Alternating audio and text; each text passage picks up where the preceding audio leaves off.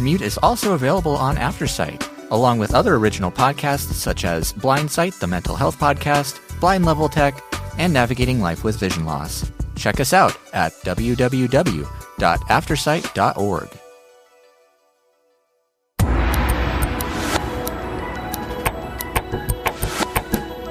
This is the Shell Phone Show, showing you how to do something on the BlindShell Classic 2. Thanks to Club Unmute, unmute.show.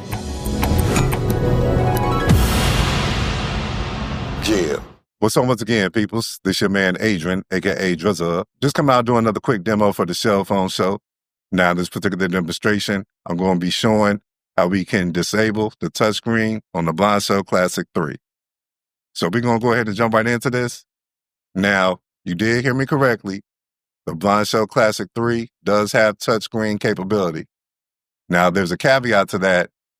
The touchscreen is only enabled when you download a third-party app from the Aurora Store. Besides that, you pretty much use the BlindShell Classic 3 the exact same way how you use the BlindShell Classic 2. By using the buttons. But once again, I'm reiterating, the only time when the touchscreen is on is when you're using a third-party app that you download and installed from the Aurora Store. I'm going to pull up one of my third-party apps from my favorites. Amazon Alexa, 1 of 16. Let's pull up my Be My Eyes app. Be My Eyes, 3 of 16. I'm going to press OK on that. Please with Be My Eyes. Now Be My Eyes opened up.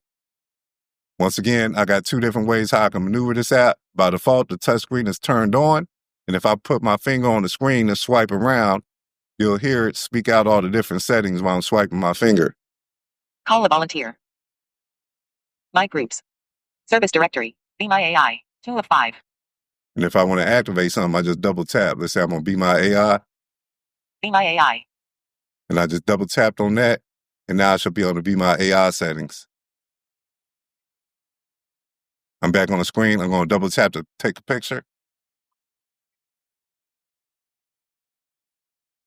And there you go, taking a picture. In the foreground, there is a microphone with a phone cover on a stand.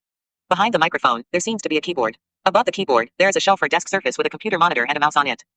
I did all that just swiping and double tapping on the Be My AI setting within this app. So that's using the touchscreen right there. But I still have the ability to use my up and down bars as well. Be My AI. First item. Take picture. Ask more. Home. 1 of 5. And I'm going to press OK to go back to home. Home.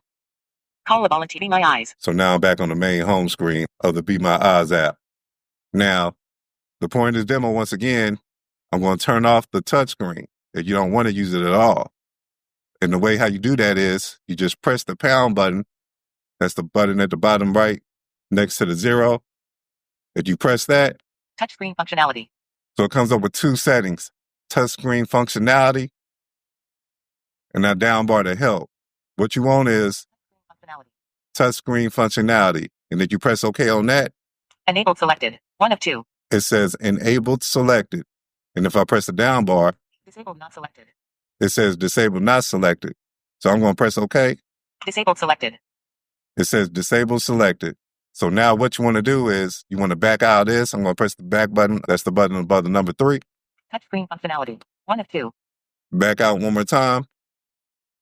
So now we're back in the main screen of this Be My Eyes app. So now when I press my touch screen and I swipe around, I'm tapping, swiping, moving all around the screen with my finger. You don't hear it doing anything because the touchscreen is totally disabled now. But you still have the ability to maneuver with the bars now, with the buttons. First item, call a volunteer. My groups. Home. Select Be My AI. Service directory. Community. Settings. So now I'm just using the buttons by itself, no touchscreen at all. And if you ever want to turn it back on, just press the pound key. Touchscreen functionality. 1 of 2. It goes back into touchscreen functionality. Disabled selected. 2 of 2. It's on disabled. Enabled not selected. 1 of 2. I can up bar and put it back on enabled, press OK on that. Enabled selected. Then I'll back out of that twice. And now I'm back where the touchscreen is enabled. Call a volunteer. My groups. Service community. My groups. Call a volunteer. My groups. Service directory. 4 of 5. See, I'm just swiping around with my finger right there. And I still got control of my up and down bars as well. Settings. Last item. Community. Service directory. Be My AI.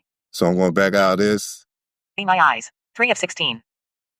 So that's pretty much how you disable and enable the touchscreen on the BlindShell Classic 3.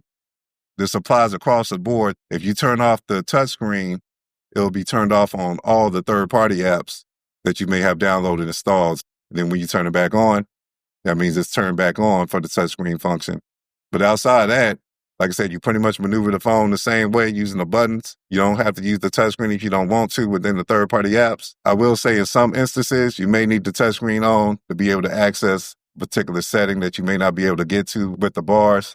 So it's just a matter of experimentation and messing around with it. This only applies for the Classic 3. So if y'all got any questions, just hit me up at Driza17@att.net. That's DRIZA17@att.net. Peace. Thanks for listening to today's Shell Phone Show. We hope you'll catch us back next time to learn something about the BlindShell Classic 2. Did you know you can get more helpful content like this? Visit unmute.show for podcast contents and to learn about Club Unmute. Thanks to Andre Louis and his shorts collection for the music used in this content.